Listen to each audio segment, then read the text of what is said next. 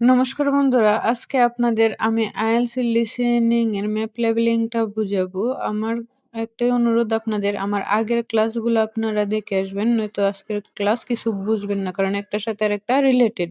আমি যে টিপস দিব, এই টিপস অনুযায়ী আশা করি আপনারা খুব ভালোভাবে বুঝতে পারবেন ম্যাপ লেভেলিংটা। তো আজকে আলোচনার বিষয় হলো প্রথমে map leveling, basic, common, challenges, strategic and tips practice. প্র্যাকটিসটা হচ্ছে আপনারা যদি বলেন যে কমেন্টে জানান যে প্র্যাকটিস করা দরকার, তাহলে আমি অবশ্যই আপনাদের পরবর্তী ক্লাসে প্র্যাকটিসটা করিয়ে দেখাবো। এখন শুধু টিপসগুলা দিয়ে যাবো। আপনারা মনোযোগ সহকারে প্রথম থেকে শেষ পর্যন্ত ভিডিওটি দেখলে ভালো কিছু শিখবেন। প্রথমে আপনাদের একটি ধারণা দেই হচ্ছে ম্যাপটা আসলে কিরকম থাকে। তো ম্যাপের উপরের দিকটা হচ্ছে থাকে হচ্ছে নর্থ, নিচের থাকে হচ্ছে সাউথ, পাশেরটা হচ্ছে ইস্ট, তার অপোজিট সাইড হচ্ছে ওয়েস্ট। আমি আবারও বলছি, সবসময় মনে রাখবেন ম্যাপের উপরের সাইড হচ্ছে নর্থ, নিচের সাইড হচ্ছে সাউথ, পাশেরটা হচ্ছে ইস্ট এবং অপোজিট সাইড হচ্ছে ওয়েস্ট। এখন আসেন, ম্যাপ লেবেলিং প্রশ্নগুলো আপনাকে অডিওর উপর ভিত্তি করে নির্দিষ্ট জায়গা শনাক্ত করতে হয়।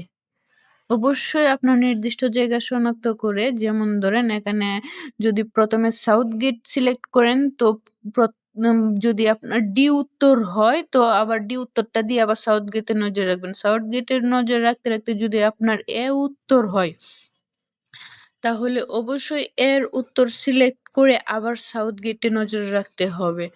কারণ আপনি যদি দিক হারিয়ে ফেলেন, তাহলে আপনার ভুল হওয়ার সম্ভাবনা থাকবে। তো নির্দিষ্ট একটি জায়গায় আপনার নজর রেখে এই ম্যাপ লেবেলিংটা করতে হয়।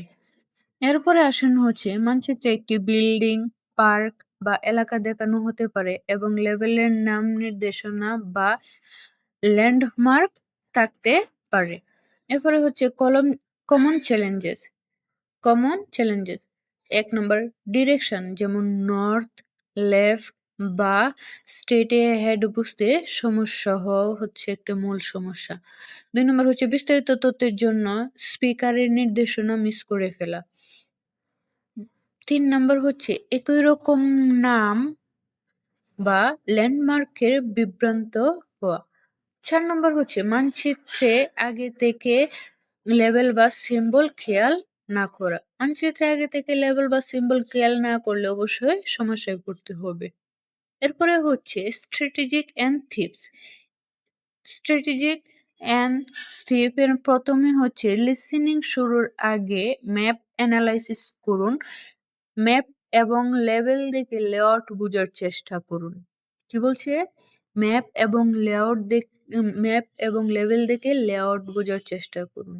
এরপরে হচ্ছে ল্যান্ডমার্ক, ডিরেকশন এবং স্ট্র্যাটেজি স্টার্টিং পয়েন্ট খেয়াল করুন। এরপরে ২ হচ্ছে স্পিকারের নির্দেশনায় মনোযোগ দিয়ে শুনুন। গুরুত্বপূর্ণ ডিরেকশন শব্দ শুনুন, যেমন turn off, turn left, go fast, next to. ৩ নম্বর হচ্ছে সিকোয়েন্স অনুযায়ী মনোযোগ দিন। সিকোয়েন্স অনুযায়ী মনোযোগ দিতে প্রথমে বলা হয়েছে স্পিকার সাধারণত লজিক্যাল অর্ডারে যাবে। আগে থেকে কিছু মিস করবেন না।